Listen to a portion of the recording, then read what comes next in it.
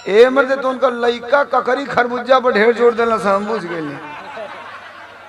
अच्छा जाए दो ए मेरा आज एगो चीज हम अलग देखने बड़ा निक लगल।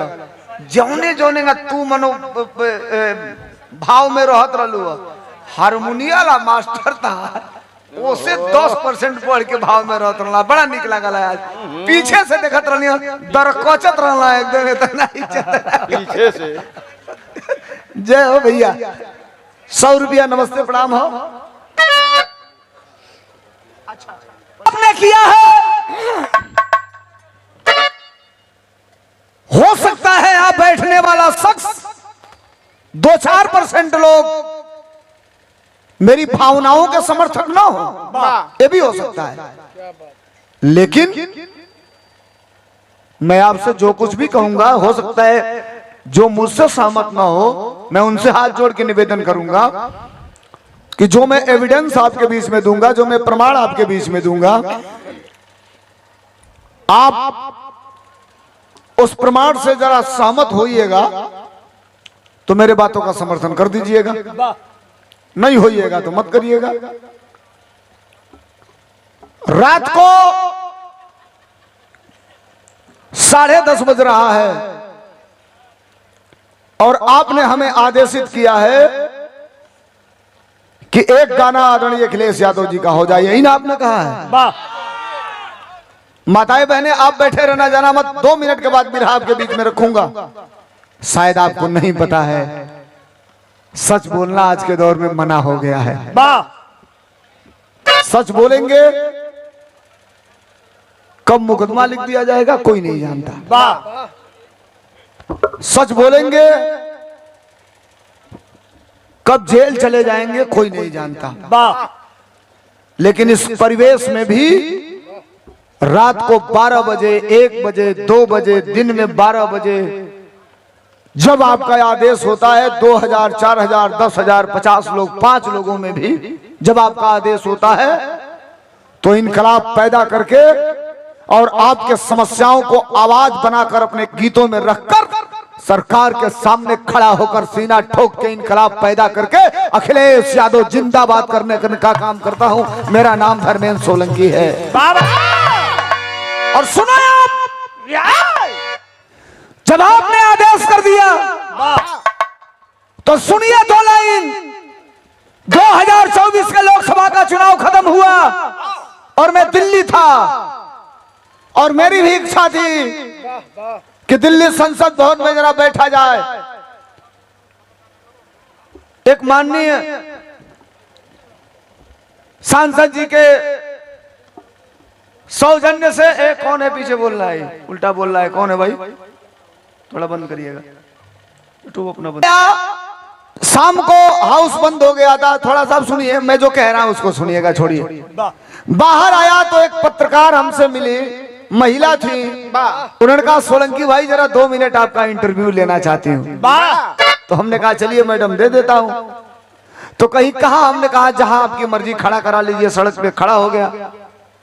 अब जब सड़क पे खड़ा हो गया, 2-3 मिनट गाऊंगा, इसके बाद बिरहा ही गाऊंगा, बिरहा सुनिएगा आप। खड़ा हो गया तो हमने कहा आपका सवाल क्या है? तो कहीं पहला सवाल कि समाजवादियों की पहचान क्या है?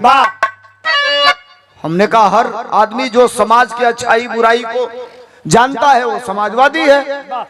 और हमने कहा सुनिए, इस तरह का गमछा इस समय जिसके गले में पड़ जा रहा है ये स्वामी जी का गमछा है, स्वामी अड़गड़ानंद महाराज जी का, उन्हीं का दिया हुआ प्रसाद है। लेकिन इस समय तो जगह गटई में ही लौका था तो के लोग मान लेता कि बस करो ये अखिलेश यादव वाला हो है गमछवा की, इस स्वामी जी का प्रसाद है। तो हम कहली कि आपका आदेश क्या? तो उन्होंने कहा मेरा एक सवाल है कि समाजवादियों की पहचान क्या है। तो हमने कहा लो सुनो मैं आपको बता रहा हूँ। 2 मिनट में बता दिया, उसके बाद बिरहा की तरफ चलूंगा। कहा बतौली मास्टर? रुका जे बिरहवा लिखवावल हमके फोन करके भैया कहला भैया हो कितना पैसा लेवा? हम कहनी कितना देवा? कहला हम समाजवादी हैं। हम कहते तारा जो बुझाई तो दे दिया चला। तब हम लिखा ले, हम कहनी लिखा ला चला। अब सुनाया हमने, बताया कि समाजवादियों की पहचान क्या है। कहावत होनी मास्टर, तुम सुनिएगा मिजाज बंद करके।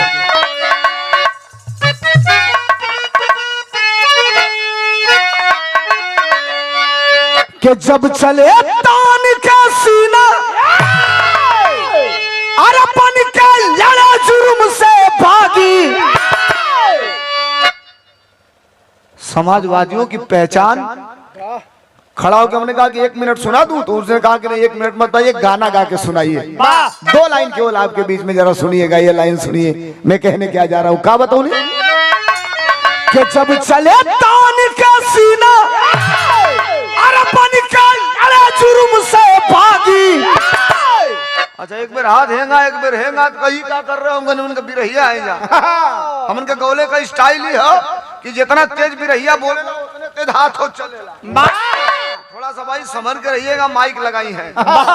फिर हमने सुनाया क्या कि जब चले तान का सीना अरे पानी का लड़ा जुर्म से भागी।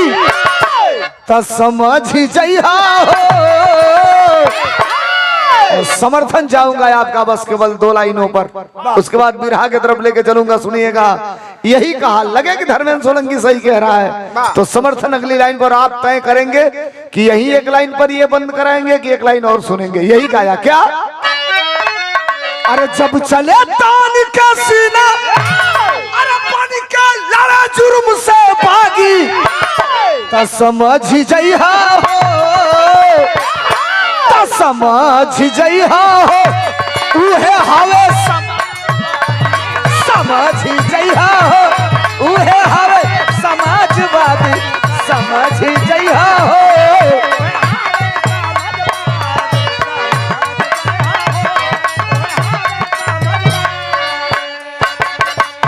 मैं पैरवी करने नहीं आया, मैं बिरहा गाने आया हूँ। 2 मिनट के बाद गाऊंगा, बिरहा बड़ा गाऊंगा, सुनिएगा।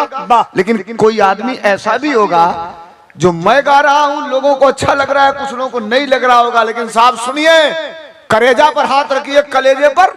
मैं कोई पैरवी नहीं कर रहा, किसी की वकालत नहीं कर रहा, कलेजे पे हाथ रखिए, मेरे बातों का जवाब दे दीजिए, बोल दीजिएगा सच में हाँ या ना। अगर सही होगा तो हाँ, ना सही होगा तो ना। एक बार बोलिएगा जरूर तेज आवाज में।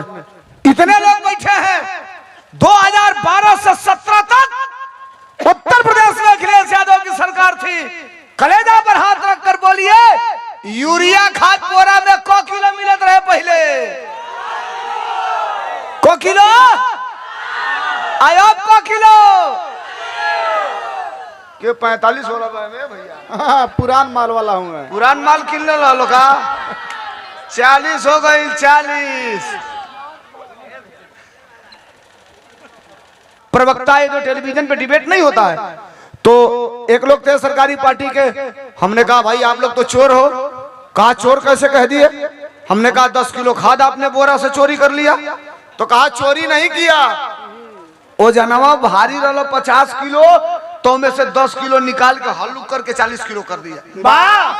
हम कहें चलो ठीक बा, 40 ना हो तो 30 कर दो, लेकिन जो 10 किलो खदिया कम कैल तो 10 किलो खदिया के दमो तो कम होके के चाहिए। दाम कम भाई नहीं, भाई कम नहीं ना बोलो। अच्छा इतना लोग बैठल बा, आप जानते हैं बड़ी बात कह रहा हूं, हो सकता है ये बात सबके समझ में ना आए। इस देश में एक टैक्स है, टैक्स ट्रेंडिंग, रातों रात मुझे इंटरनेशनल बना दिया था। देश और दुनिया में नेपाल के एफएम चैनल वाले जब बजाने लगे, तो उत्तर प्रदेश के अंदर उत्तर प्रदेश के डिप्टी सीएम ने बैठ के मुकदमा लिखवाने का आदेश करने का काम किया था। दुनिया में बजा। कौन गीत रहे मास्टर?